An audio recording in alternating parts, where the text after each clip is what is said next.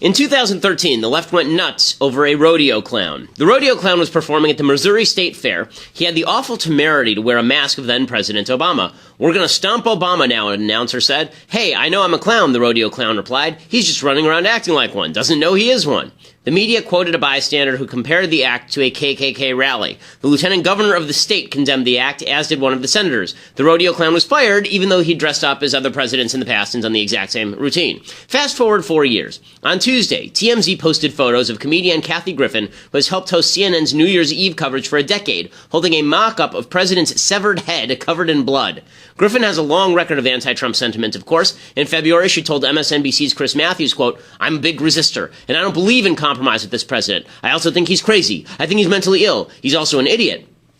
But this photo shoot crossed a rather obvious line. It celebrated Trump's prospective murder. Imagine if anyone on the right had done something similar with Obama. The outcry would have been deafening. Yet, the same people who ask for trigger warnings for material that might offend anyone, the same people who believe there's a rape culture that pervades America, the same people who say President Trump has incentivized a culture of political violence across the land, many of them are silent about Griffin's antics. Why? Because political violence is no longer taboo in the U.S. It's just another tactic to utilize when useful and denigrate when others engaged in it.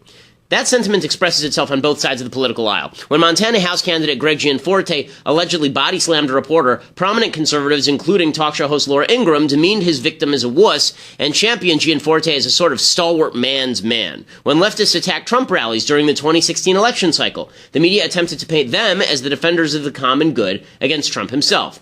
The overused phrase cycle of violence is often used by the press to refer to situations in which an aggressor acts violently and somebody defends him. But we've entered an actual cycle in political violent rhetoric, whereby the vileness of the left provokes a direct response from the right and vice versa, and it's getting worse. If you spend all day proclaiming that you're in a civil war with other Americans, that you're part of a resistance, it's only a matter of time until you become willing to look the other way at violence itself. If Americans aren't your brothers and sisters, if we disagree, then they will quickly become your enemies. Kathy Griffin may think it's hilarious to hold up a bloody head of the President of the United States, but she's tearing away at the social fabric far more than President Trump is, and those who backed her play are helping provoke their enemies to respond in kind. I'm Ben Shapiro. This is The Ben Shapiro Show.